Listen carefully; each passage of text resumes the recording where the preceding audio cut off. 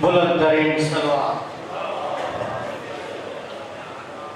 ایک اعلان سماعت فرمائندہ مجلس اعضا بسلسل شہادت سینٹ زینب کبریٰ سلام اللہ علیہ شہر رجب المرجب کندکوٹ ضلع کشمور میں منعقد کئی لیا جو بانی آئے زوار شیر محمد کربلائی ان مجلس میں سندھ پنجاب جا نامور علماء ذاکرین خطاب فرمائندہ مومن کی گزارش آئے تہن مومن جی کچھ مدد کرو تمام غریب مومنہ ہی بارے میں پانی مجلس کرائیں گا مہربانی کرے مومن کی مدد کندو بلند تر صلوات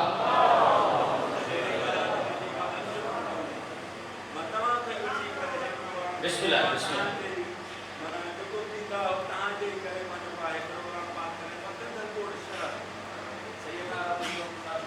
بسم اللہ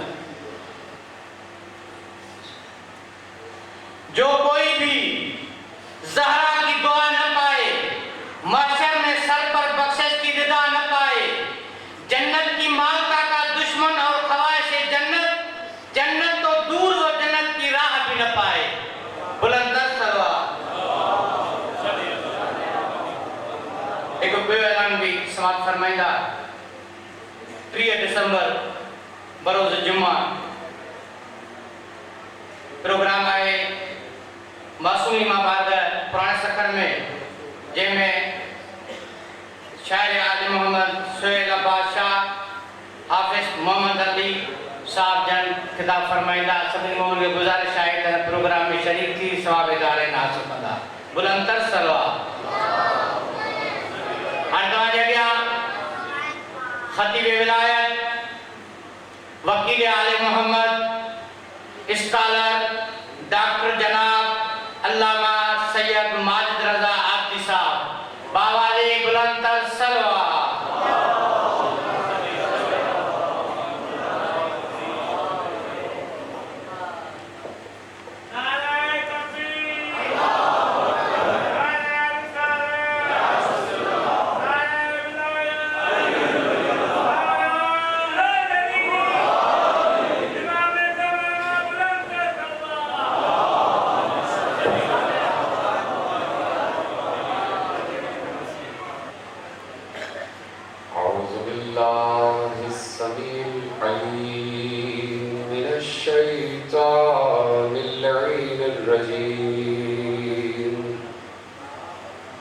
بسم اللہ الرحمن الرحیم الحمد للہ المعروف من غیر رؤیت والخالق من غیر رمیت الذي لم يزل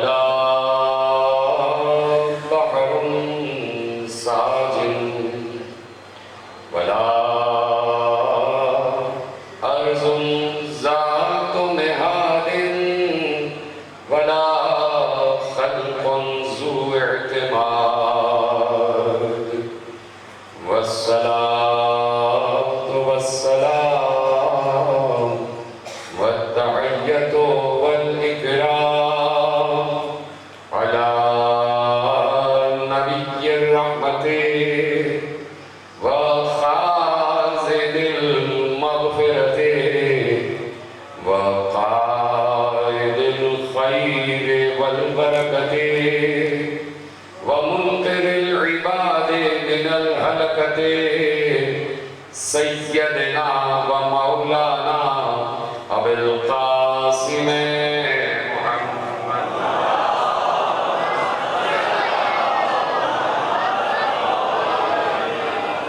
و اہل بیتہ الطیبین الطاہرین المعصومین المظلومین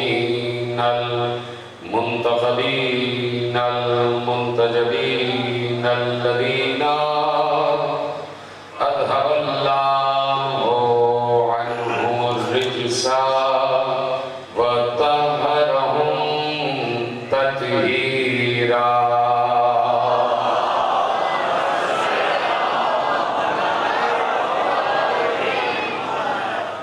أما بعد فقد قال الله سبحانه وتعالى في محكم كتابه المجيد وفرقانه الحميد وقوله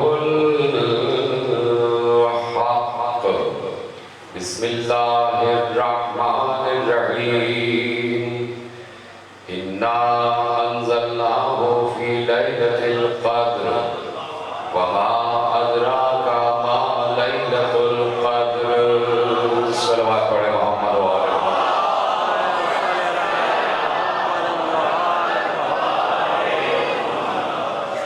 پروردگار عالم کا شکر ہے کہ رات کے اس پہر ہم زمین پر بیٹھ کر وہی کام کر رہے ہیں جو آسمان پر اللہ کر رہا ہے.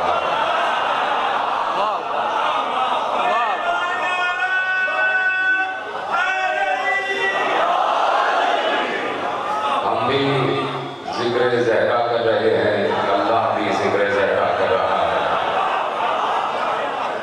فرق صرف یہ ہے کہ ہم ذکر اہل بیت سننے کے بعد گھر چلے جائیں گے اور سو جائیں گے اور ذکر رک جائے گا، لیکن اللہ نہ سوتا ہے نہ اسے اونگ آتی ہے.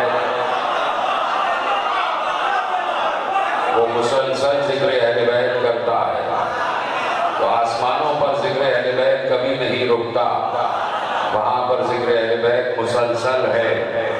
اور ہم یہ بات کہنے میں بھی حق بجانب ہیں اور بہت فخر کے ساتھ یہ بات کہنے میں حق بجانب ہیں کہ اس وقت ہم بھی ان سے محبت کرتے ہیں کہ جن سے اللہ محبت کرتا ہے. اور اس محبت علی میں ہم اللہ کے شریک ہیں، اللہ ہمارا شریک ہے. محبت علی میں ہم اور اللہ مشترک ہیں، بلکہ یہ اس کی کرم نوازی ہے، یہ اس کی کرم نوازی ہے، یہ اس کا احسان عظیم ہے کہ اس نے ہمیں محبت علی میں اپنا شریک بنایا ہوا ہے. نہیں تو کوئی انسان بھی اس دنیا میں اپنی محبت میں کسی کو شریک نہیں بناتا، لیکن یہ واحد اللہ ہے جو کہتا ہے کہ میں بھی درود پڑھتا ہوں، میرے ملائکہ بھی درود پڑھتے ہیں. اے ایمان والو تم بھی آ جاؤ، میرے ساتھ شامل ہو جاؤ. اے ایمان والو تم بھی میرے ساتھ شامل ہو جاؤ. تو اللہ یہ چاہتا ہے کہ محبت اور ذکر اہل بیت کا دائرہ بہت زیادہ وسیع ہو جائے، بہت زیادہ وسیع ہو جائے. ذکر اہل بیت مسلسل پھیلتا چلا جائے. اس لیے اللہ نے خود ذکر اہل بیت کیا ہے. وہ مسلسل درود پڑھ رہا ہے اور پڑھتا رہے گا. اس نے خود کہہ دیا ہے کہ ان اللہ و ملائکتہ یصلون علی النبی. اللہ اور اس کے ملائکہ نبی پر درود بھیجتے ہیں. اللہ اور اس کے ملائکہ نبی پر درود بھیجتے ہیں اور بھیجتے رہیں گے، بھیجتے ہیں اور بھیجتے رہیں گے. ایک جملہ دہرا دوں، اللہ اور اس کے ملائکہ درود بھیج رہے ہیں اور بھیجتے رہیں گے. تو اب سوال عالم اسلام سے یہ ہے کہ بات یہ ہے کہ کب سے درود پڑھ رہا ہے. کہ پیچھے والے حضرات بھی میرا ساتھ دیتے رہیں، بولتے رہیں، ساتھ ساتھ میرا ساتھ دیتے رہیں. آگے والے حضرات تو ماشاءاللہ بول رہے ہیں، اس لیے کہ تقریر کا تقاضا ہی ہے کہ میں یہاں سے علی علی کروں، آپ وہاں سے علی علی کریں. خاموش تھوڑی بیٹھنا ہے. یہاں سے میں درود پڑھ رہا ہوں، وہاں سے آپ درود پڑھ رہے ہیں. میں یہاں سے ذکر کر رہا ہوں، وہاں سے آپ ذکر کرتے چلے جائیں. تو خاموش نہیں بیٹھنا، اس لیے کہ اللہ بھی خاموش نہیں ہے، وہ بھی بول رہا ہے. تو سوال یہ ہے کہ اللہ درود پڑھ رہا ہے تو کب سے درود پڑھ رہا ہے؟ تو پہلا سوال یہ ہے کہ کس پر درود پڑھ رہا ہے؟ کس پر درود پڑھ رہا ہے؟ نبی پر درود پڑھ رہا ہے. یہ کیوں نہیں کہا کہ محمد پر درود پڑھ رہا ہے؟ یہ کیوں نہیں کہا کہ عبد پر درود پڑھ رہا ہے؟ محمد بھی ہیں اور عبد بھی ہیں. بتائیے یہ کیوں نہیں کہا کہ رسول پر درود پڑھ رہا ہے؟ یہ کیوں نہیں کہا کہ رسول پر درود پڑھ رہا یہ کیوں نہیں کہا کہ اپنے عبد پر درود پڑھ رہا ہے؟ اس لیے کہ محمد عبد بھی ہیں اور محمد رسول بھی ہیں، لیکن کیا کہا کہ میں اپنے نبی پر درود پڑھ رہا ہوں، رسول پر نہیں، عبد پر نہیں، نبی پر درود پڑھ رہا ہوں۔ تو یہی سے بات طے ہو جاتی ہے کہ اگر عبد کہہ دیتا تو جب سے عبد معراج پر گیا تھا تب سے درود ہوتا۔ اوہ شاید مشکل بات ہو گئی، مشکل تو نہیں ہو گئی بات؟ ارے عبد کہتا تو جب رسول معراج پر گئے تھے تب سے درود ہوتا، اور اگر کہتا رسول پر درود بھیج رہا ہوں تو جب 40 برس کے ہوئے اور رسالت کا اعلان کیا تو تب سے درود ہوتا، لیکن اللہ نے کہا میں نبی پر درود پڑھ رہا ہوں، نبی پر درود پڑھ رہا ہوں۔ اب یہ پتہ کرو کہ نبی کب سے ہے؟ تو نبی نے اصحاب کرام کی آنکھوں سے آنکھیں ملا کر کہا کہ کنت نبیا وآدم بین الماء والطین، میں اس وقت بھی نبی تھا جب تمہارا باپ بھی نہیں بنا تھا، جب تمہارا باپ آدم بنا بھی نہیں تھا میں اس وقت بھی نبی تھا۔ تو نبی پر درود ہے، جب سے نبی ہے تب سے درود ہے، جب سے نبی ہے تب سے درود ہے، اور اللہ مسلسل درود پڑھ رہا ہے، درود پڑھ رہا ہے، درود پڑھ رہا ہے۔ تو میرے عزیزو دیکھیے قرآن میں بہت سے سورے ایسے ہیں کہ جو لفظ قل سے شروع ہو رہے ہیں، ہے کہ نہیں؟ بہت سے سورے ایسے ہیں کہ جو لفظ قل سے شروع ہو رہے ہیں، قل هو اللہ احد، قل یا ایھا الکافرون، قل اعوذ برب الفلق، قل اعوذ برب الناس۔ بہت سی آیتیں ایسی ہیں کہ جو لفظ قل سے شروع ہو رہی ہیں، قل اعملوا فسيرى الله عملكم ورسوله والمؤمنون۔ پھر آواز دی قل لا اسألكم علیہ اجرا الا المودۃ فی القربى۔ بہت سے سورے ہیں اور بہت سی آیتیں ہیں کہ جو لفظ قل سے شروع ہو رہی ہیں۔ تو یہ لفظ قل کیا ہے؟ لفظ قل یہ ہے کہ کہہ دو کہ اللہ احد ہے۔ تو یہ اللہ کس سے کہہ رہا ہے کہ کہہ دو؟ کیا کسی ملا سے کہہ رہا ہے؟ کسی مولوی سے کہہ رہا ہے؟ کسی عالم و عالم سے کہہ رہا ہے؟ نہیں، اپنے نبی سے کہہ رہا ہے، مصطفیٰ سے کہہ رہا ہے کہ تم کہہ دو۔ تو لفظ آج بھی ہے، قل کا لفظ قرآن میں آج بھی ہے، اور جتنے سورے لفظ قل سے شروع ہو رہے ہیں وہ سارے کے سارے سورے آج بھی قرآن میں زندہ ہیں۔ تو قرآن میں لفظ قل سے شروع ہونے والے سوروں کا زندہ رہنا یہ بتا رہا ہے کہ جس سے کہلوایا جا رہا ہے وہ بھی زندہ ہے، کی طرح سلامت ہے۔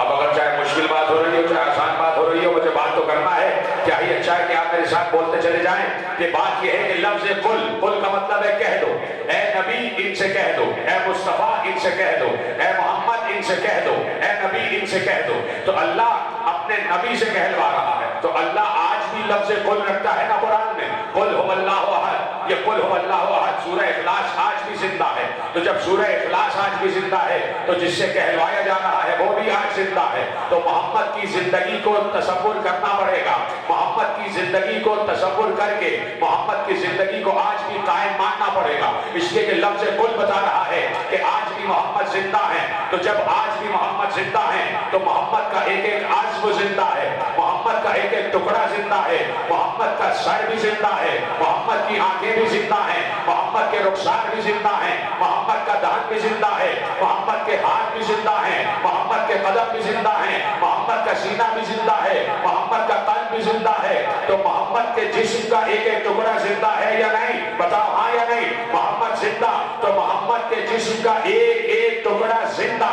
تو جب محمد کے جسم کا محمد کے جسم کا ایک ایک ٹکڑا زندہ، اسی محمد نے کہا فاطمہ میرا ٹکڑا ہے،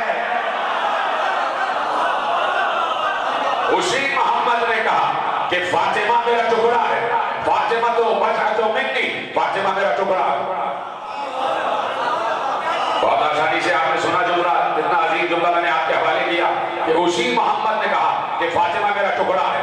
تو جب بضعۃ منی ہے تو فاطمہ جزو رسالت ہے، جزو نبوت ہے۔ تو جیسے محمد کے جسم کا ایک ایک ٹکڑا زندہ، تو اب مانو نا کہ آج فاطمہ بھی زندہ ہے، اس لیے کہ نبوت کا جزو ہے، نبوت کا ٹکڑا ہے۔ تو اب وہی محمد کہ جسے اللہ نے نبی کہا، جسے اللہ نے رسول کہا، اسی محمد نے کہا کہ فاطمہ بس تو منی، فاطمہ میرا ٹکڑا ہے، فاطمہ میرا ٹکڑا ہے۔ قرآن میں اللہ نے دو قسم کی آیتیں رکھی ہیں، هو الذی انزل علیک الکتاب منہ آیات محکمات ہن ام الکتاب واخر متشابہات فاما الذین فی قلوبہم زیغ فیتبعون ما تشابہ منہ ابتغاء الفتنہ وابتغاء تاویلہ وما یعلم تاویلہ الا اللہ والراسخون فی العلم۔ اللہ نے کہا اے نبی ہم نے آپ پر ایک کتاب نازل کی ہے، اس کتاب میں دو قسم کی آیتیں ہیں، ایک قسم ہے محکم اور ایک قسم ہے متشابہ۔ محکم کا مطلب یہ کہ جو بہت آسان آیت ہو، جو آیت بتا رہی ہے ترجمہ بھی وہی ہو، تفسیر بھی وہی ہو، لیکن متشابہ کا مطلب یہ ہے کہ لفظ کچھ اور ہو اور تفسیر کچھ اور ہو، جس سے شبہ ہو جائے تو اسے کہتے ہیں متشابہ۔ اور اللہ کہتا ہے کہ دیکھو محکم کی تفسیر کرنا، محکم کی طرف توجہ کرنا، متشابہات کی طرف نہ جانا، اس لیے کہ متشابہات کا علم یا تو اللہ کو ہے یا ان کو ہے جنہیں اللہ نے پڑھایا ہے، جنہیں اللہ نے پڑھایا ہے، یا تو اللہ کو علم ہے یا انہیں علم ہے کہ جنہیں اللہ نے پڑھایا ہے، جو راسخون فی العلم ہے۔ تو خبردار متشابہات کے پیچھے نہ پڑنا، متشابہات کی تعویل ہوتی ہے، لفظ کچھ اور ہوتا ہے لیکن معنی کچھ اور ہوتے ہیں، معنی کچھ اور ہوتے ہیں۔ ایک بار قرآن نے آواز دی، یہاں بچے بھی بیٹھے ان کو مخاطب کر رہا ہوں، نوجوانوں کو مخاطب کر رہا ہوں، قرآن نے آواز دی بسم اللہ الرحمن الرحیم انا انزلناہ فی لیلۃ القدر، ہم نے اس قرآن کو شب قدر میں نازل کیا۔ میں پوچھوں یہ محکم ہے یا متشابہ؟ سب کہیں گے محکم آیت ہے، بڑی آسان ہے، ہم نے اس قرآن کو شب قدر میں نازل کیا، انا انزلناہ فی لیلۃ القدر، ہم نے اس قرآن کو شب قدر میں نازل کیا۔ یہ قرآن شب قدر میں نازل ہوا، بڑی واضح آیت ہے، بڑی محکم آیت ہے، بڑی آسان آیت ہے۔ میں کہوں گا اچھا آپ نے کہہ دیا بڑی واضح آیت ہے، بڑی محکم آیت ہے، بڑی آسان آیت ہے، تو ذرا اگلی آیت تو پڑھو، وما ادراک ما لیلۃ القدر، تم کیا جانو شب قدر کیا ہے؟ تو اب دوسری آیت نے پہلی کو بھی متشابہ بنا دیا۔ مشکل بات تو نہیں ہو رہی ہے کہ پیچھے والوں کے لیے بھی آسان ہے، مجھے موضوع دیا گیا ہے تو موضوع پر ہی بات کروں گا، سننا ہے موضوع یا خاموش بیٹھے رہنا؟ تو بولتے جائے نا، کم از کم ہاتھ تو بلند کرتے جائے تاکہ معلوم ہو کہ جملے آپ تک پہنچ رہے ہیں۔ توجہ کے ساتھ سنیے گا، اللہ نے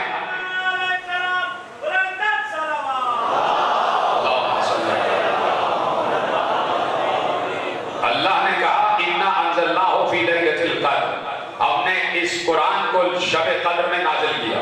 بہت آسان آیت ہے، بہت واضح آیت ہے، محکم آیت ہے، لیکن دوسری آیت کہتی ہے کہ وما ادراک ما لیلۃ القدر، تم کیا جانو شب قدر کیا ہے؟ تو اب تک جو آیت آسان تھی، اس دوسری آیت نے اس آسان کو بھی مشکل بنا دیا۔ پہلی آیت بڑی آسان تھی لیکن دوسری آیت نے کہا وما ادراک، تم کیا جانو شب قدر کیا ہے؟ تو اب یہ آیت متشابہ ہو گئی، اب یہ آیت میں شبہ پیدا ہو گیا کہ اس آیت میں لیلۃ القدر کا مطلب کیا ہے۔ تو سوال یہ پیدا ہوتا ہے، جواب دیں گے آپ؟ اجازت ہے کہ سوال قائم کروں؟ پہلی بات تو یہ ہے کہ میرا مزاج لطیفے سنانے والا نہیں ہے، اس انتظار میں نہ بیٹھیے گا کہ کوئی لطیفے سنائے جائیں گے اور آپ کو ہنسایا جائے گا، سمجھے آپ؟ بات ہوگی موضوع پر اور بات ہوگی علمی۔ اجازت ہے؟ پیچھے والوں کی بھی اجازت ہے؟ ہاں، تو بات آگے بڑھائی جائے، سلامت رہے آپ۔ میں نے کہا، بلکہ میں نے کیا کہا، قرآن نے کہا وما ادراک ما لیلۃ القدر، تم کیا جانو شب قدر کیا ہے۔ اب سوال یہ پیدا ہوتا ہے کس پر یہ قرآن نازل ہوا ہے؟ سوال یہ ہے کہ کس پر یہ قرآن نازل ہوا ہے؟ قرآن نازل ہوا ہے مصطفیٰ پر، قرآن نازل ہوا ہے مصطفیٰ پر، اور قرآن میں کل کا کل علم موجود ہے۔ قرآن نے کہا لا رد ولا یابس الا فی کتاب مبین، کائنات میں کوئی خشک و تر ایسا نہیں ہے جو اس کھلی ہوئی کتاب میں موجود نہ ہو۔ لا اصغر من ذلک ولا اکبر الا किताब मुबीन। कोई बड़ी से बड़ी शय और कोई छोटी से छोटी शय ऐसी नहीं है जो इस खुली हुई किताब में मौजूद ना हो। तवज्जो फरमाइए आपने। और कायनात में कोई गैब ऐसा नहीं है जो इस खुली हुई किताब में मौजूद ना हो। बात आगे वाज़ेह हो गई। कुरान कह रहा है मेरे अंदर हर शय का इल्म मौजूद है, हर शय का इल्म मौजूद है। कुरान सब कुछ जानता है, कुरान को सब कुछ पता है। जमीन कितनी है कुरान जानता है, जमीनों में जर्रात की तादाद क्या है कुरान जानता है, जमीन की तहों में क्या है कुरान जानता है, जमीन की तहों में कितनी मखलूकात आबाद है कुरान जानता है, उन मखलूकात की तादाद क्या है कुरान जानता है, उन मखलूकात के नाम क्या है कुरान जानता है, जमीन के अंदर मखलूकात के नाम के साथ उनकी ग़िज़ा क्या है कुरान जानता है, जमीन के ऊपर कितने कीड़े मकोड़े आबाद हैं कुरान जानता है, उन कीड़े मकोड़ों की तादाद क्या है कुरान जानता है, उन कीड़े मकोड़ों के नाम क्या है कुरान जानता है, जमीन के ऊपर कितने पहाड़ हैं कुरान जानता है, उन पहाड़ों में चट्टानें कितनी हैं कुरान जानता है, उन पहाड़ों में कितनी मट्टी है कुरान जानता है, और उसके साथ साथ दुनिया में कितने दरख्त हैं कुरान जानता है, उन दरख्तों में कितने फूल हैं कुरान जानता है, उन फूलों में कितने फल हैं कुरान जानता है, सिदरतुल मुंतहा क्या है कुरान जानता है, शजरे तूबा क्या है कुरान जानता है, आसमान कितने हैं कुरान जानता है, आसमानों की तादाद क्या है कुरान जानता है, आसमानों का रंग क्या है कुरान जानता है, आसमानों के नाम क्या है कुरान जानता है, दो आसमानों के दरमियान फासला कितना है कुरान जानता है, उन फासलों में कौन सी मखलूक आबाद है कुरान जानता है, उन मखलूकात के नाम क्या है कुरान जानता है, उन मखलूकात पर कौन से रसूल मबूस हुए कुरान जानता है, उन रसूलों के नाम क्या है कुरान जानता है, मलाइका कितने हैं कुरान जानता है, फरिश्ते कितने हैं कुरान जानता है, उन फरिश्तों में कितने कौन सी मखलूकात पर कौन सी अक़वाम पर भेजे गए कुरान जानता है, उन अक़वाम की तादाद क्या थी कुरान जानता है, सिदरतुल मुंतहा क्या है कुरान जानता है, शजरे तूबा क्या है कुरान जानता है, अर्श क्या है कुरान जानता है, कुर्सी क्या है कुरान जानता है, लौह क्या है कुरान जानता है, कलम क्या है कुरान जानता है, अंबिया कितने हैं कुरान जानता है, औलिया कितने हैं कुरान जानता है,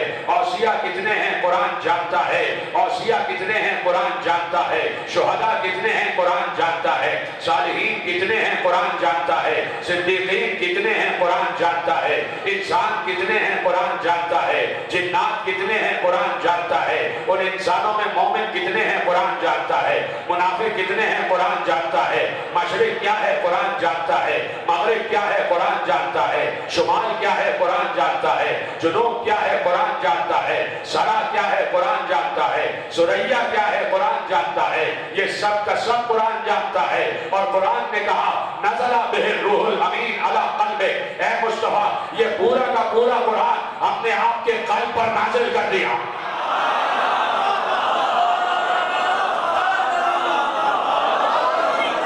ये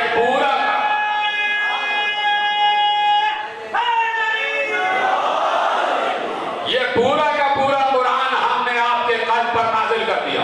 यानी अब जितना भी इल्म कुरान है वो क़ल्ब मुस्तफा पर नाज़िल हो गया। बोलो हाँ या नहीं? खामोश क्यों बैठे हो? नज़ला बिहिर रूहुल अमीन अला क़ल्बिक, अपने रूह अमीन के जरिए ये पूरा का पूरा कुरान आपके क़ल्ब पर नाज़िल किया, आपके क़ल्ब पर नाज़िल किया।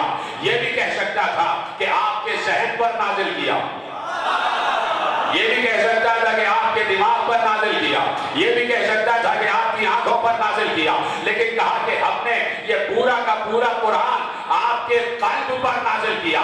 लेकिन जैसे ही कुरान ने आवाज दी कि हमने ये पूरा का पूरा इल्म कुरान आपके क़ल्ब पर नाज़िल किया, तो मुस्तफा ने एक बार बसत फख्र कहा, ऐ मेरे असहाब तुम्हें मालूम है मेरा क़ल्ब कौन है? मेरे क़ल्ब का नाम है फातिमा ज़हरा।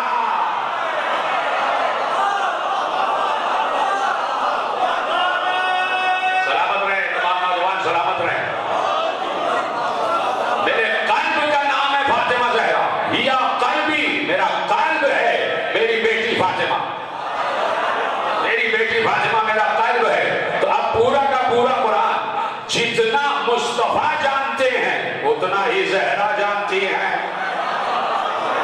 जितना मुस्तफा जानते हैं उतना ही ज़हरा जानती है। اس لیے کہ قلب رسول کا نام ہے فاطمہ زہرا۔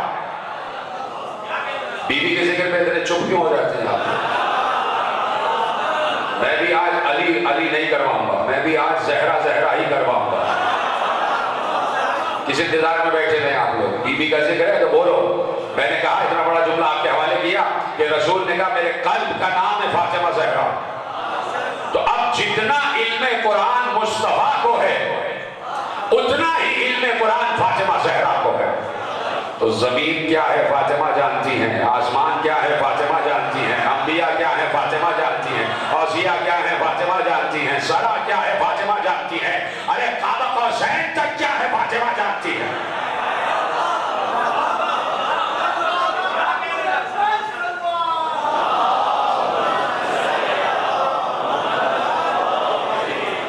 توجہ فرمائی آپ نے؟ تو قرآن نازل ہوا قلب رسول پر، قلب رسول پر، پورا کا پورا قرآن قلب رسول پر نازل ہوا، پورا کا پورا قرآن۔ اِنَّا أَنزَلْنَاهُ فِي لَيْلَةِ الْقَدْرِ، ہم نے اسے شب قدر میں آپ کے قلب پر نازل کیا۔ تم کیا جانو شب قدر کیا ہے؟ اب میں پوچھنا چاہتا ہوں کہ کس پر قرآن نازل ہوا ہے؟ مصطفیٰ پر، وہ ہے نا؟ تو سوال یہ ہے کہ کیا مصطفیٰ بھی نہیں جانتے کہ شب قدر کیا ہے؟ بولتے جائیں نا ساتھ ساتھ، کیا مصطفیٰ اس آیت میں شامل ہے کہ وَمَا أَدْرَاكَ مَا لَيْلَةُ الْقَدْرِ، تم کیا جانو شب قدر کیا ہے؟ یہ کیسے ہو سکتا ہے کہ مصطفیٰ کے قلب پر آیت تو نازل ہو اور تفسیر نازل نہ ہو؟ آیت تو نازل ہو لیکن تفسیر نازل نہ ہو، آیت تو نازل ہو لیکن تعویل نازل نہ ہو۔ تو مصطفیٰ پر آیت بھی نازل ہوئی ہے اور آیت کی تفسیر بھی نازل ہوئی ہے۔ تو اب وما ادراکا میں مصطفیٰ شامل نہیں ہے۔ مصطفیٰ کو معلوم ہے کہ شب قدر کیا ہے، یا آپ لوگوں کو اعتراض ہے اس بات پر؟ نہیں، کون کون اس بات پر اعتراض کرتا ہے کہ کیا کچھ سمجھتا ہے کہ مصطفیٰ کو نہیں معلوم؟ سب جانتے ہیں نا، سب کو یقین ہے کہ مصطفیٰ کو معلوم ہے؟ سب کو یقین ہے؟ بولیے ہاں یا نہیں۔ مصطفیٰ جانتے ہیں کہ شب قدر کیا ہے۔ اب یہ مصطفیٰ کا علم 13 رجب کو منتقل ہوا قلب علی میں۔ 13 رجب کو قلب علی میں مصطفیٰ کا علم منتقل ہوا۔ مصطفیٰ نے اپنی زبان دہانے علی میں داخل کی، علی نے لعاب دہانے مصطفیٰ چوسا، تو یہ پورا کا پورا علم رسالت دہانے علی میں داخل ہوا۔ تو اب جو کچھ مصطفیٰ جانتے ہیں وہ سب کا سب علی جانتے ہیں۔ تو اس کا مطلب ہے علی کو بھی معلوم ہے کہ شب قدر کیا ہے۔ علی نے حسن مجتبیٰ تک وہ علم پہنچایا، تو حسن مجتبیٰ بھی جانتے ہیں کہ شب قدر کیا ہے۔ حسن مجتبیٰ نے علم منتقل کیا حسین تک، تو حسین کو بھی معلوم ہے کہ شب قدر کیا ہے۔ حسین نے علم منتقل کیا زین العابدین تک، تو زین العابدین کو بھی معلوم ہے کہ شب قدر کیا ہے۔ زین العابدین نے علم منتقل کیا محمد باقر تک، تو محمد باقر کو بھی علم ہے کہ شب قدر کیا ہے۔ محمد باقر نے علم منتقل کیا جعفر صادق تک، تو جعفر صادق کو بھی علم ہے کہ شب قدر کیا ہے۔ تو اب سائل چلا، سوال پوچھنے والا چلا اور پہنچا امام جعفر صادق علیہ السلام کے دروازے پر۔ اس نے دستک دی، امام نے آواز دی، کون ہو؟ یہ نہیں کہا۔ اس نے دروازے پر دستک دی تو امام نے یہ نہیں کہا کون ہے، بلکہ فوراً کہا ابو بشیر آ جاؤ، سلامت رہیں آپ، ابو بشیر آ جاؤ، دروازہ کھلا ہوا ہے، تمہارا انتظار ہے۔ ابو بشیر آ گئے، امام کے سامنے دو زانو ہو کے بیٹھ گئے، زانو ادب طے کر کے بیٹھ گئے، اور اب کہا مولا ایک سوال ہے۔ کہا کیا سوال ہے؟ قرآن ابن ابراہیم کوفی نے تفسیر قرآن میں جملہ لکھا اور وہاں سے آپ کے حوالے کر رہا ہوں۔ کہا کیا سوال ہے؟ کہا سوال یہ ہے کہ وما ادراک ما لیلۃ القدر، تم کیا جانو شب قدر کیا ہے؟ تو مولا کیا آپ بھی نہیں جانتے کہ شب قدر کیا ہے؟ آواز دی، یہ کیسے ہو سکتا ہے کہ قرآن ہمارے ہی قلب پر نازل ہو اور ہمیں ہی معلوم نہ ہو؟ ہمارے ہی قلب پر نازل ہو اور ہمیں ہی معلوم نہ ہو کہ شب قدر کیا ہے؟ تو کہا کہ مولا کیا میں اس قابل ہوں کہ مجھے بتایا جائے کہ شب قدر کیا ہے؟ کیا میں آپ کا حامل سر نہیں ہوں، حامل اسرار نہیں ہوں، قریبی صحابی نہیں ہوں، کیا آپ مجھے بتانا پسند فرمائیں گے کہ لیلۃ القدر کیا ہے؟ لیلۃ القدر کیا ہے؟ کہا سنو ذرا قریب آ جاؤ۔ جب وہ قریب آیا تو کہا سنو، اللیلۃ فاطمہ فمن ادرک فاطمہ حق معرفتها فقد ادرک لیلۃ القدر۔ کہا سنو، جس نے میری دادی فاطمہ زہرا کی اصل معرفت حاصل کی، اس نے شب قدر کا ادراک کر لیا۔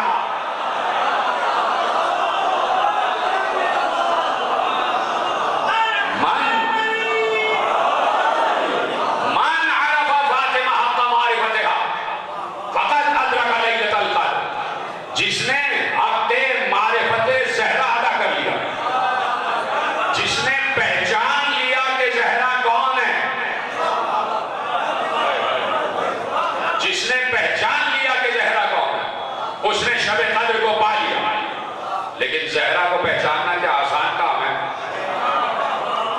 بھائی؟ یہ چار ہیں کہ جنہیں کوئی نہ پہچان سکا، چار ہیں کہ جنہیں کوئی نہ پہچان سکا۔ جب پوچھا گیا کہ لفظ فاطمہ کا مطلب کیا ہے تو کہا کہ انما سمیت فاطمہ لأن الخلق فتنوا عن معرفتها۔ فاطمہ کو اس لیے فاطمہ کہا جاتا ہے۔ ہیں سب میرے ساتھ؟ میرا جملہ نہیں ہے، معصوم کا جملہ، اور معصوم کا جملہ کیسے وصول کرنا ہے یہ مجھے بتانا۔ انما سمیت فاطمہ لأن الخلق فتنوا عن معرفتها۔ فاطمہ کو اس لیے فاطمہ کہا جاتا ہے کہ عام مخلوق کو ان کی معرفت سے دور رکھا گیا ہے۔ جیتے رہے جس نے میرا ساتھ دیا ہے۔ ہر کوئی اس موضوع پر بولتا بھی نہیں ہے میرے عزیزو۔ یہ توفیق کی بات ہے کہ جسے توفیق میسر آتی ہے وہ ذکر زہرا پر بولتا ہے۔ اب مجھے بتاؤ تمہارے پاس توفیق ہے یا نہیں؟ ہر کوئی علی علی پر تو ہر کوئی بول لیتا ہے، مجھے آج زہرا زہرا پر تو بول کے دکھاؤ۔ لأن الخلق فتنوا عن معرفتها، اس لیے فاطمہ کو فاطمہ کہا جاتا ہے کہ مخلوق ان کی معرفت تک نہیں پہنچ سکتی، مخلوق کو معلوم ہی نہیں کہ زہرا کون ہے۔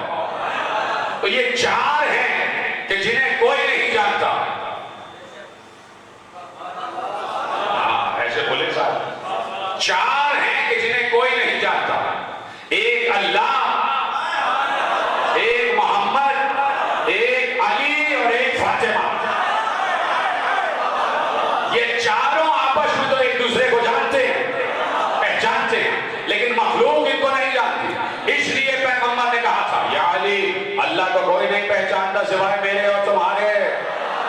یا علی، مجھے کوئی نہیں پہچانتا سوائے اللہ کے اور تمہارے، اور یا علی، تمہیں کوئی نہیں پہچانتا سوائے میرے اور اللہ کے۔ اسی رسول نے کہا فاطمہ کو بھی کوئی نہیں پہچانتا سوائے میرے اور اللہ کے اور علی کے۔ فاطمہ کو بھی کوئی نہیں پہچانتا۔ اچھا، اب آپ کی معرفت کا امتحان اب شروع ہو رہی ہے، تقریر معرفت والی۔ اب میں دیکھتا ہوں میں معرفت میں زیادہ ہوں یا تم معرفت میں زیادہ ہو۔ میں نے کہا لطیفے سنانے نہیں بیٹھا ہوں، علمی گفتگو تمہارے حوالے کر رہا ہوں۔ ایک بہت بڑے عالم گزرے، آیت اللہ عادل العلوی، انہوں نے ایک کتاب کے پیش لفظ میں ایک جملہ لکھا، اجازت ہے؟ انہوں نے کہا کہ کاش کے جملہ پہنچ جائے، لوگ خاموش بیٹھے وہ بھی بولنا شروع کر دیں تو کیا ہی اچھی بات ہو جائے گی۔ کہا کہ اللہ اور فاطمہ میں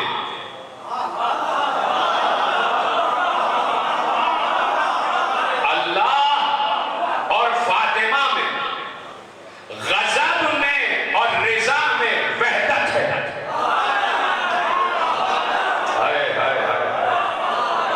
سلامت رہے، آپ تک جملہ پہنچا ہے۔ میں نے آپ کے چہرے کے تاثرات سے پہچانا کہ آپ تک جملہ پہنچا۔ جملہ بہت بڑا ہے اور جس تک پہنچا اس کو میرا سلام۔ کہا غضب میں اور رضا میں اللہ اور فاطمہ میں شرکت ہے، اللہ اور فاطمہ میں وحدت ہے۔ غضب میں اور رضا میں اللہ اور فاطمہ میں وحدت ہے۔ کہا اس لیے کہ جس سے زہرا راضی ہوتی ہے اس سے اللہ راضی ہوتا ہے، اور جس پر زہرا غضبناک ہوتی ہے اس پر اللہ غضبناک ہوتا ہے۔ سلامت رہے آپ، جیسے آپ سن رہے ہیں، اللہ میں اور فاطمہ میں، غضب میں اور رضا میں وحدت ہے۔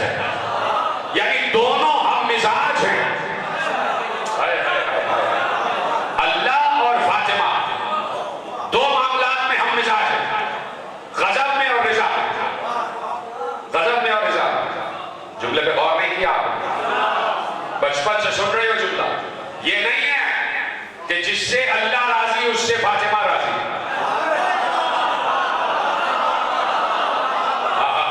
سلامت رہے جس پر یہ جملہ پہنچ گیا اس کو میرا سلام ہے. یہ نہیں ہے کہ جس سے اللہ غضبناک اس سے فاطمہ غضبناک. یہ نہیں ہے. جملہ یہ ہے کہ جس سے فاطمہ راضی اس سے اللہ راضی. جس پر فاطمہ غضبناک اس پر اللہ غضبناک.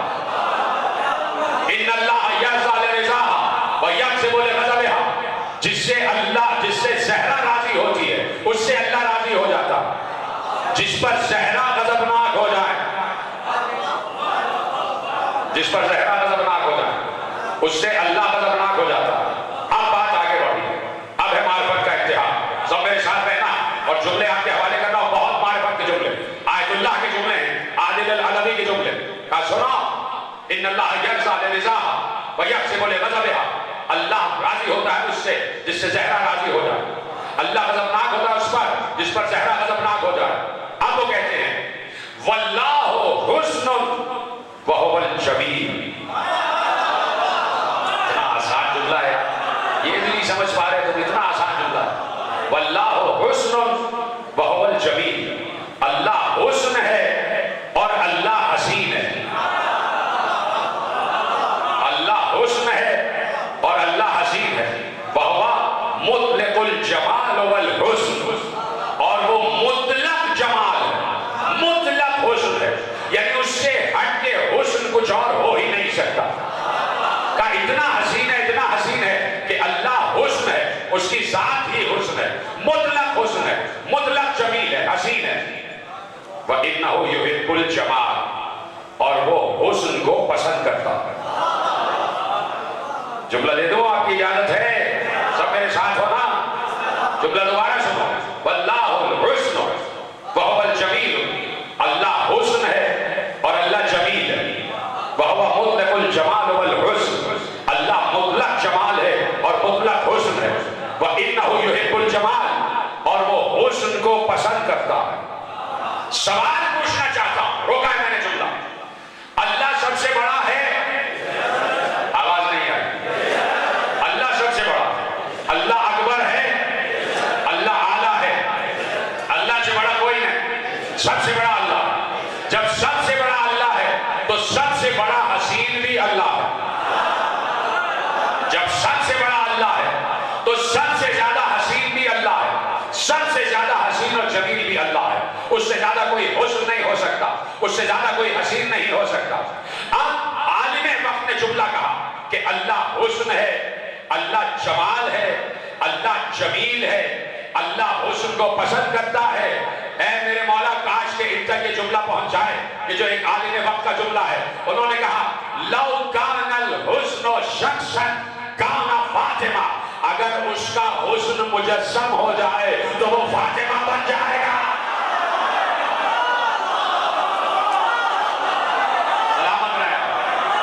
سلامت رہے آپ جیسے آپ نے جملہ سنا.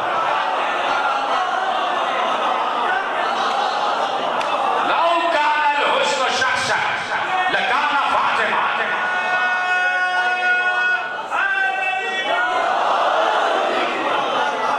اگر حسن مشخص ہو جائے تو وہ فاطمہ بن جائے,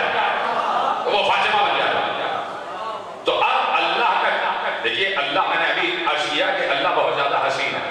ان اللہ جمیل یحب الجمال. صاحب مشکات شریف نے بھی اس حدیث کو لکھا ہے, ان اللہ جمیل یحب الجمال. اللہ حسین ہے اور حسن کو پسند کرتا ہے.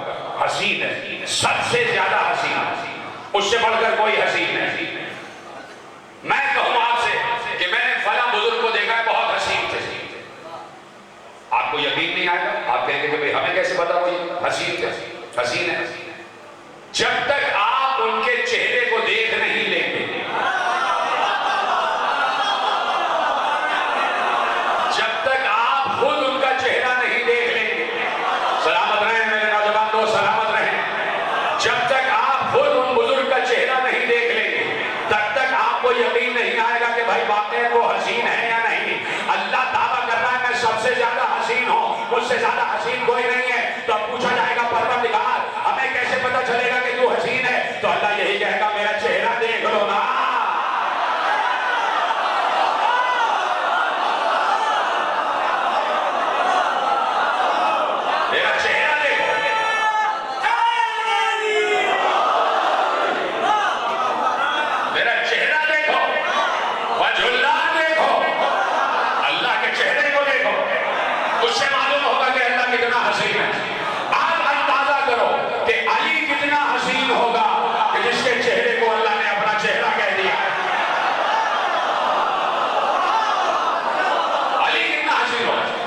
جس کے چہرے کو اللہ نے کہا یہ میرا چہرہ وجہ اللہ ہے، یہ اللہ کا چہرہ. تو اب حسن جب علی کی طرف گیا تو وجہ اللہ ہو گیا. علی وجہ اللہ ہے نا، اللہ کے حسن کا مرقع. اور ادھر عالم وقت نے کہا کہ اگر حسن مشخص ہو جائے تو وہ زہرا بن جائے گا، تو وہ فاطمہ زہرا کی شکل میں نظر آئے گا. تو اب کیسے مسئلہ حل ہو؟ ادھر علی بھی اللہ کا چہرہ اور ادھر زہرا بھی اللہ کا حسن. تو مسئلہ دونوں میں حل کیسے ہو؟ اے میرے مولا کاش کے جملہ ان تک پہنچ جائے. ادھر علی بھی اللہ کا چہرہ اور ادھر زہرا بھی اللہ کا حسن. تو اب مسئلہ ایسے حل ہوگا، علی اللہ کا وہ چہرہ جو نظر آ رہا ہے، زہرا اللہ کا وہ چہرہ جو حجاب میں ہے.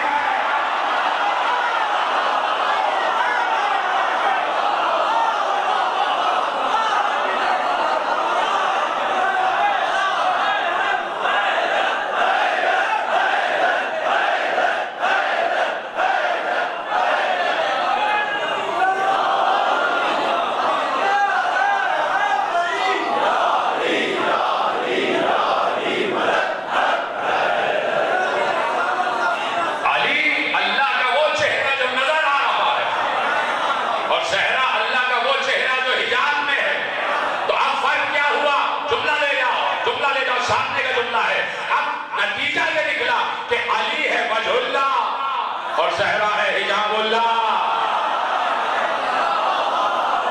نتیجہ سامنے آ گیا، علی ہے وجہ اللہ اور زہرا ہے حجاب اللہ. اس حسن کو کہ جسے اللہ اپنی طرف نسبت دے اسے علی کہتے ہیں اور اسے زہرا کہتے ہیں. لو کان الحسن شخصا لکان فاطمہ. اگر حسن مشخص ہو جائے تو وہ فاطمہ بن جاتا. تو بھائی مشخص تو ہوا کہاں؟ اس کو سمجھ آ گیا، اس کو میرا سلام ہے. سلامت رہے میرے نوجوان دوست، مسکرا رہے ہیں، جملے آپ تک پہنچ گئے. تو بھائی حسن مشخص تو ہوا نا، زہرا نظر تو آ رہی تھی نا رسول کو، علی کو، حسن و حسین کو. یہ قرآن نے بڑے مقامات پر بہت واضح الفاظ اور بہت حجاب میں بھی ذکر زہرا کیا، کبھی چھپا کے کیا ہے اور کبھی واضح الفاظ میں کیا. قرآن نے کہا مَن یُؤْتَ الْحِکْمَةَ فَقَدْ أُوتِیَ خَیْرًا کَثِیرًا. سورہ بقرہ میں ارشاد فرمایا ہم نے جسے حکمت عطا کی ہے اسے ہی خیر کثیر عطا کیا. مَن یُؤْتَ الْحِکْمَةَ فَقَدْ أُوتِیَ خَیْرًا کَثِیرًا. ہم نے جسے حکمت عطا کی ہے اسے ही خیر کثیر عطا کیا. جسے حکمت عطا کی ہے اسے حکیم کہا جاتا ہے. اللہ بھی حکیم ہے، اللہ بھی حکیم ہے، صاحب حکمت ہے. حکمت والے کو حکیم کہا جاتا ہے. اللہ حکیم ہے اور اللہ کہہ رہا ہے کہ ہم نے جسے حکمت عطا کی ہے اسے ہی ہم نے خیر کثیر بھی عطا کیا. یعنی اب اللہ کے علاوہ اگر کسی حکیم کو تلاش کرنا چاہو تو یہ دیکھو کہ خیر کثیر کس کے پاس ہے. جس کے پاس خیر کثیر ہوگا وہی حکیم ہوگا. ان اللہ علی حکیم، اللہ علی حکیم ہے نا. جتنے سلامت رہے میرے بھائی، آپ حضرات کو مولا سلامت رکھے. جن کے دست دعا بارگاہ سیدہ میں فضائل سن کر بلند ہو رہے ہیں، خدا ان ہاتھوں کو بھی سلامت رکھے. اب دیکھنا یہ ہے کہ اللہ کے علاوہ کون صاحب حکمت ہے. تو دیکھو کہ کس کے پاس خیر کثیر ہے.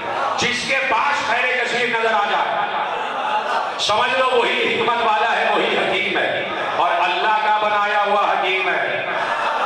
یہ گلیوں گلیوں میں حکیم بیٹھے ہیں، ان کی بات نہیں ہو رہی. اللہ جسے حکیم کہتے ہیں، اصل حکیم وہ ہے کہ جسے اللہ حکیم کہتے ہیں. جیسے اصل صدیق بھی وہ ہے جسے اللہ صدیق کہتے ہیں، جسے اللہ صدیق کہتے ہیں. اسی طرح اصل حکیم بھی وہ ہے کہ جسے اللہ حکیم کہتے ہیں، جسے اللہ حکیم کہتے ہیں. تو اب یا اللہ کون ہے تیرے علاوہ حکیم؟ تو نے کسے حکیم بنایا ہے، کسے حکمت دی ہے؟ اللہ کہہ رہا ہے ہم نے نشانی بتا دی. تلاش کرو کہ کس کے پاس خیر کثیر ہے. جس کے پاس خیر کثیر ہوگا وہی حکیم ہوگا، وہی صاحب حکمت ہوگا.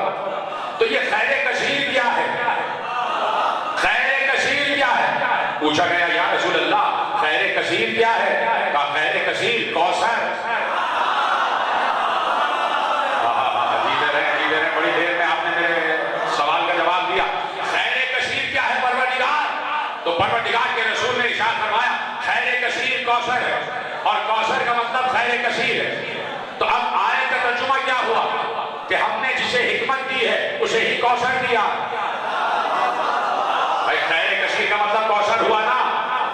ترجمہ کیا ہوا؟ ہم نے جسے خیر کثیر دیا ہے اسے ہی کوثر دیا ہے۔ یا رسول اللہ خیر کثیر بتا دیا آپ نے کہ کوثر ہے، یہ کوثر کیا ہے؟ یہ کوثر کیا ہے؟ یہ کوثر کیا ہے؟ پیغمبر نے کہا اِنَّا أَعْطَيْنَاكَ الْكَوْثَرَ، کوثر میری بیٹی فاطمہ زہرا ہے۔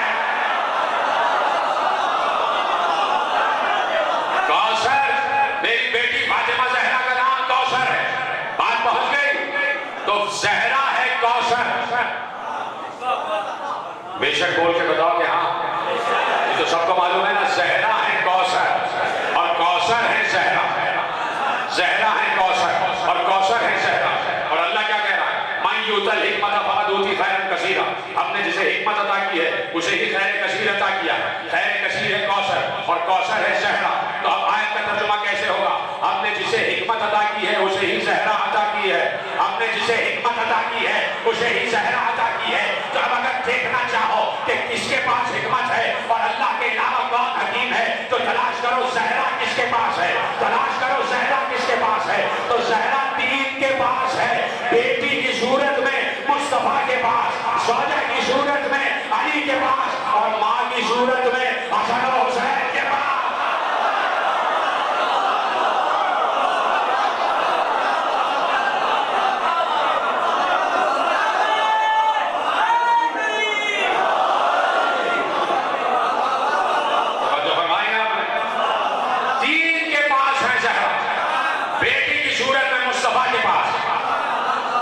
زوجہ کی صورت میں علی کے پاس اور ماں کی صورت میں حسن و حسین کے پاس۔ تو اب مصطفیٰ کے پاس بھی کوثر ہے، خیر کثیر ہے، علی کے پاس بھی کوثر ہے، خیر کثیر ہے، حسنین کے پاس بھی کوثر ہے، خیر کثیر ہے۔ تو اب کہہ دو نا کہ مصطفیٰ بھی حکیم ہے، علی بھی حکیم ہے، حسن و حسین بھی حکیم ہے، حسن و حسین بھی حکیم ہے۔ تو جہاں زہرا وہاں حکمت، جہاں زہرا وہاں حکمت۔ تو اللہ نے، میں نے کہا نا کہ زہرا کے فضائل بڑے ادب کے ساتھ بیان کیے تاکہ دنیا کو پتہ چلے کہ زہرا کا ادب کیا ہے، دنیا کو معلوم ہو کہ زہرا کا ادب کیا ہے۔ اب اسی مصطفیٰ نے کہا، ختم ہو رہی یہ بات، رضا بادشاہ سے بھی تشریف لے آئے، اسی مصطفیٰ نے کہا جس نے یہ آیتیں سنائی، اسی مصطفیٰ نے کہا کہ لولا علی لما لفاطمہ کفواً علی وجہ الارض، اگر علی نہ ہوتے تو زہرا کا کوئی کفو نہیں تھا، زہرا جیسا کوئی نہیں تھا، زہرا کا ہمسر کوئی نہیں تھا۔ علی ہے زہرا کا ہمسر، علی ہے زہرا کا ہمسر۔ بہت عظیم کتاب ہے سنن ابن ماجہ، سیاستہ کی کتاب ہے سنن ابن ماجہ۔ سنن ابن ماجہ میں حدیث لکھی ہے کہ علی نے کہا، اجازت ہے؟ سنن ابن ماجہ میں مولا کائنات کی ایک حدیث درج ہے، صاحب سنن کہتے ہیں کہ علی نے کہا، عربی سے سمجھنا، عربی ہی سے سمجھ جانا کہ جملہ کیا ہے، اور بہت آسان جملہ ہے، مشکل جملہ نہیں۔ صاحب سنن ابن ماجہ نے لکھا کہ علی نے کہا انا الصدیق الاکبر،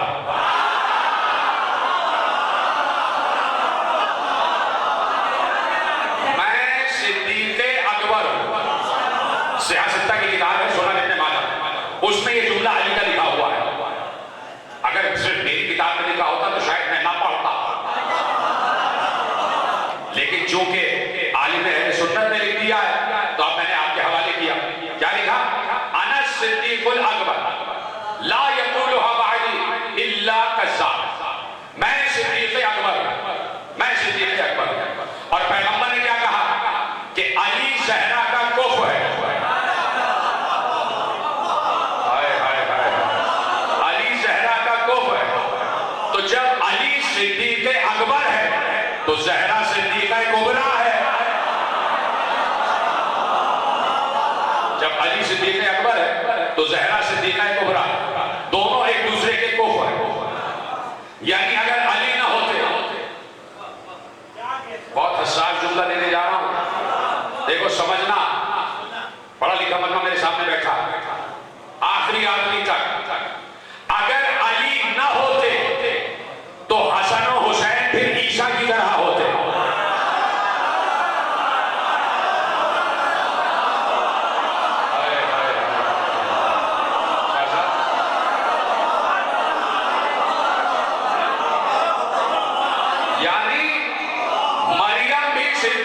تھی، مریم صدیقہ تھی، لیکن مریم کا کوئی کفر صدیق نہیں تھا، مریم جیسا کوئی صدیق نہیں تھا۔ تو اللہ نے یہ نہیں کیا کہ کسی غیر کفر میں مریم کو بیاہ دیا ہو، کہا نہیں کفر ہونا چاہیے، اور اگر مریم کا کوئی کفر نہیں ہے تو ہم مریم کو بغیر شوہر کے رکھیں گے اور عیسیٰ کو بغیر باپ کے پیدا کر دیں گے۔ ہمیں یہ گوارا نہیں ہے کہ ہم غیر صدیق میں صدیقہ کو دے دیں۔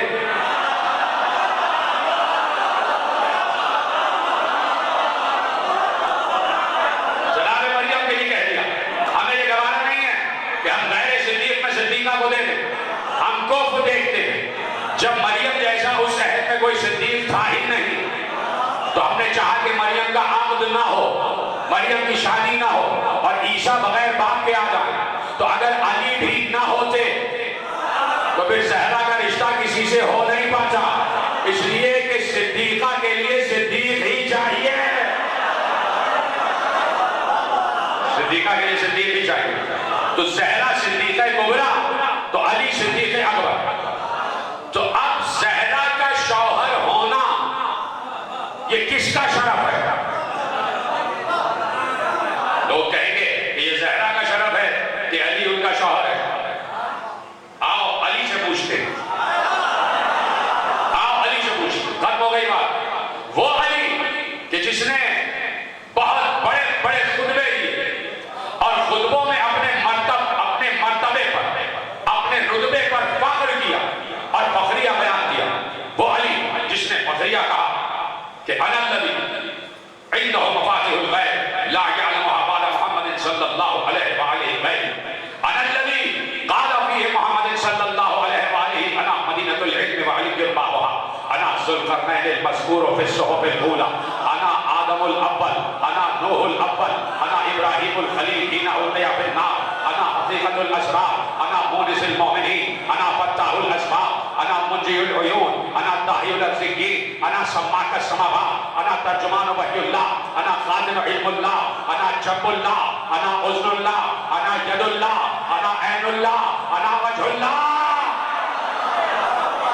وہ علی جو فخر سے کہہ رہا تھا، فخر سے جملہ ضائع نہ ہو، وہ علی جو فخر سے کہہ رہا تھا کہ میں اللہ کا ہاتھ ہوں، وہ علی جو فخر سے کہہ رہا تھا، علی کا فخر یہ تھا کہ علی اللہ کا ہاتھ ہے، علی کا فخر یہ تھا کہ علی اللہ کی آنکھ ہے، علی کا فخر یہ تھا کہ علی اللہ کا پہلو ہے، علی کا فخر یہ تھا کہ علی اللہ کی زبان ہے، علی کا فخر یہ تھا کہ علی اللہ کا چہرہ ہے۔ تو وہ علی جو فخر سے کہہ رہا تھا کہ میں اللہ کا چہرہ ہوں، وہ علی جو فخر سے کہہ رہا تھا میں اللہ کی آنکھ ہوں، وہ علی جو فخر سے کہہ رہا تھا کہ میں اللہ کا ہاتھ ہوں، وہ علی جو فخر سے کہہ رہا تھا کہ میں اللہ کی زبان ہوں، اسی علی نے فخر سے کہا کہ میں بطول کا شوہر ہوں۔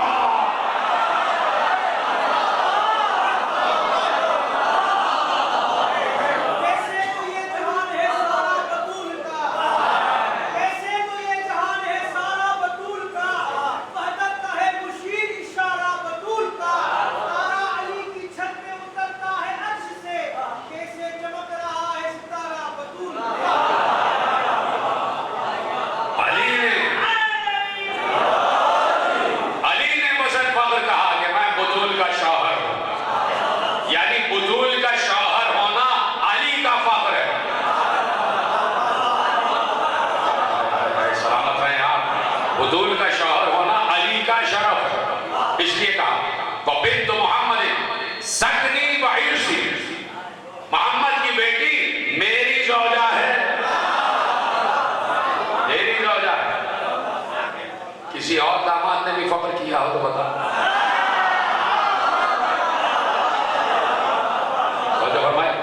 تو علی کفو زہرا ہے، علی کفو زہرا ہے اور زہرا کفو علی ہے۔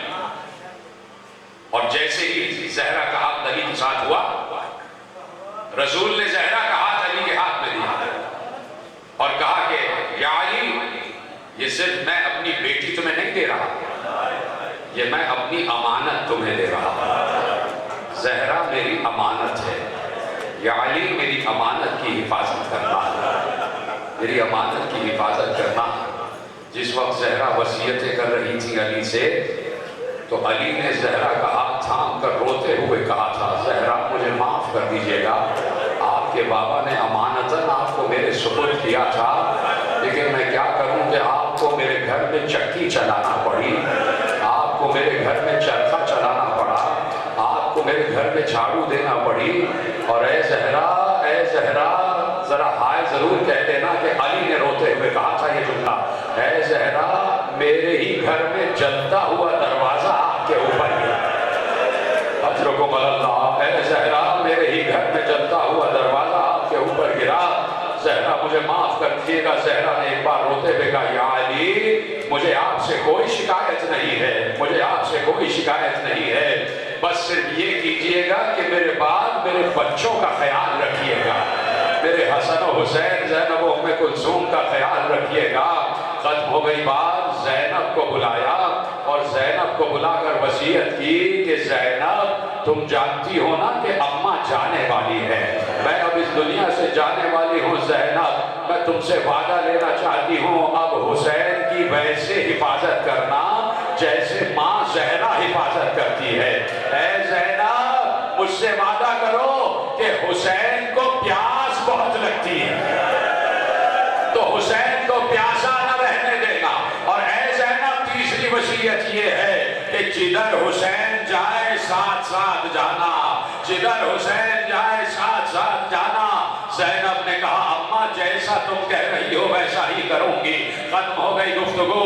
جیسے ہی 27 رجب آئی، 28 رجب سے ایک دن پہلے جب حسین کو مدینہ چھوڑنا ہے تو زینب نے کہا بھیا ذرا اماں کی قبر پر آخری سلام کرنا چاہتی ہوں، اماں کی قبر سے رخصت ہونا چاہتی ہوں۔ یہ بھائی بہن چلے، جنت البقیع پہنچے، زینب کی نگاہ جیسے ہی اماں کی قبر پر پڑی، زینب نے اپنے کو قبر سیدہ پر گرا دیا اور رخسار قبر پر رکھ کر کہا اماں مجھے معاف کر دینا، اب میں شاید تمہاری قبر پر چراغ نہ جلا سکوں، اماں اس لیے کہ تم نے وصیت کی تھی کہ جدھر حسین جائے ساتھ جانا، اماں کل میرا ماں جایا مدینہ چھوڑ رہا ہے، میں حسین کے ساتھ جاؤں گی۔ ابھی یہ بھائی بہن فضا کہتی ہیں، ابھی یہ بھائی بہن قبر سیدہ سے اٹھے ہی تھے کہ قبر سیدہ لرزنے لگی، آواز آ رہی تھی اے میرے بچوں